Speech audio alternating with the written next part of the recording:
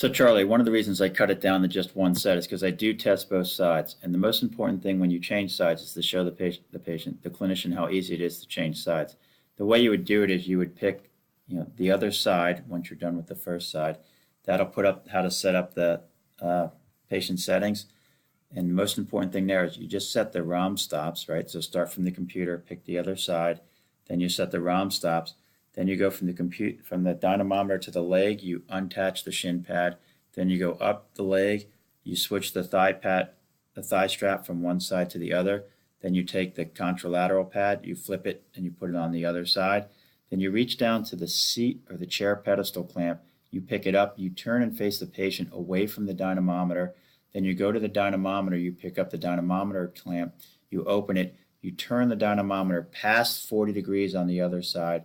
Then you go back, you get the patient, and you bring him into 40 degrees, snap him down, and then you bring the dynamometer back to 40 degrees in the height, snap that down, and then you push the monitor tray to the other side. Then you walk to the other side, and you might have to do a little subtle adjustment to get the axis of rotation lined up. Just pick up the little fore aft thing under the seat, press on the pedal to bring the chair fore and aft, and just fine tune it, snap it down, and you're all set. Okay, once you're done with the tests on both sides, you'll notice it'll say tested, tested. Then you click OK. It'll bring you right to the report, so it automatically saves all the tests. The most common report is our short form torque versus position. Press preview. Looks something like this. All the curves overlaid. So name of the facility, test, patient background information, the curves, and then the actual data. So here's the protocol. Isokinetic concentric 60 degrees, 5 repetitions. These numbers are an average. Okay. So this is the peak torque in foot-pounds average for the right side, 93, the left side. That minus 18 means that what's listed as the involved side was 18% stronger than the uninvolved side. Typically, it would just be a positive number. Coefficient of variation is how consistent somebody is in rep to rep. The reason this is red is because in the threshold, in the preferences, we have it set to 0.12, and that's exceeding it. So that's why that's there. Okay. If they want to overlay the curve, so where in the range of motion is there a deficit, click angle, and that'll overlay the two curves, one on top of the other, and subtract them.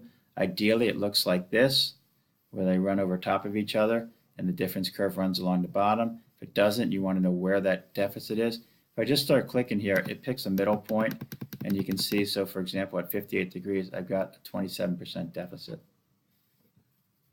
And you can mark as many as you want. You can also just type the number in. If I want to send a letter to a physician or someone who's not familiar with isometrics, whoops, sorry about that, then what I might do is I want to do the narrative report. So if I want to do the narrative, first I need to pick some goals. So what's my goal? My goal is to increase the strength. How do I want to do it? With eStim. I can build this list out too, my modalities list and my goals list. Then I go here and I pick narrative report and I press preview, and it's going to open up the narrative and their Word documents. So single speed isokinetic, I double click on this puppy. What that should do is open up Microsoft Word, and what it'll do is it'll take a template that we wrote a long time ago and merge it together with some of the data from a regular report. So it looks something like this. So it's our letterhead versus now we'd make it their letterhead. So it inserts patient name, it inserts doctor name, it inserts the pathology, it inserts the curves, and then normal subjects less than 10%, 10 to 20 could be something wrong, 20 probably something wrong. This patient produced the following, which doesn't make sense. And the patient would benefit from physical therapy to increase strength. Treatment plan would include eStim. So what I do is I edit this for the person before I leave. So by editing it, what that means is I have to go into the folder here. I need to go into the C drive, and then you want users, you want public documents, CSMI 2015, and you want narrative reports, and it's this bad boy right here, single speed isokinetic. You can also do the isometric one for them too, but I usually do this one first. And what happens is you edit it, so maybe you bring in a different picture, right? You'd get rid of my name down here and put their name in, right? You'd put their phone number in, and so on and so on. And then when you save it, you do File, you do Save As, and then you want to put it in the narrative reports, but the name that you give it you have to give it something besides, you have to change this name. So for example, PT clinic.